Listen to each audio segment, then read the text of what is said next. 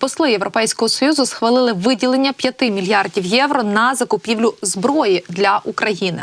Зокрема, верховний представник ЄС із питань закордонних справ Жозеп Борель повідомив про це, написавши, що послам ЄС вдалося домовитися про збільшення фонду для постачань озброєнь Україні на, як я вже сказала, 5 мільярдів євро.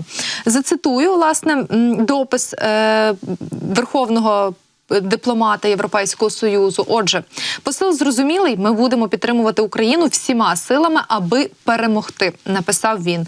Ну і так само відреагував на це вже і міністр закордонних справ України Дмитро Кулеба. Він висловив подяку країнам-членам ЄС та верховному представнику Жозепу Борелю за підтримку.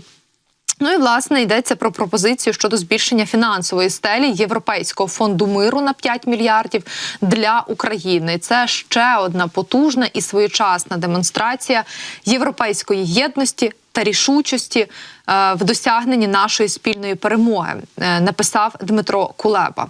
Тепер Україна фактично з нетерпінням очікує ухвалення остаточного рішення уже на наступному засіданні Ради ЄС із закордонних справ. Я, власне, нагадаю, що на початку 2023 року Рада ЄС ухвалила рішення про допомогу Україні у розмірі 1 мільярда євро для спільних закупівель боєприпасів та ракет. Планувалося, що до березня 2024 року європейські країни нададуть нашій армії обіцяний 1 мільйон боєприпасів. Але, як ми вже знаємо, країни Європейського Союзу не змогли вчасно виконати цей план і назбирали для України лише 600 тисяч боєприпасів. При цьому країни ЄС заявили, що спільно готові виробляти для України на 2 мільйони артилерійських боєприпасів щорічно із 2025 року.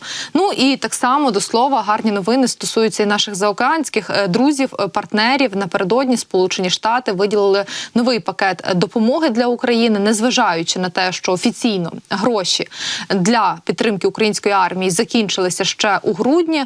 Зрештою, зараз знайшлись 300 мільйонів на те, аби передати, в тому числі боєприпаси артилерійські, також ракети, снаряди до Хаймерса, і не тільки для підсилення нашої армії. В Пентагоні це пояснили тим, що, власне, конкретна ця сума у 300 мільйонів доларів з'явилася в результаті економії на закупівлю озброєння для Збройних сил Сполучених Штатів. Тому маємо, власне, такі новини. Якщо говорити про, власне, ту допомогу з боку Сполучених Штатів офіційно, так, яку мали продовжити ще наприкінці минулого року, то зараз, як ми спостерігаємо, республіканці вже запропонували свою ініціативу і там готують свій законопроект, який, власне, передбачає виділення грошей для України, але у вигляді позик та кредитів. Ну і в адміністрації Байдена відреагували уже на таку ініціативу, і там заявляють, що це не підходящий крок.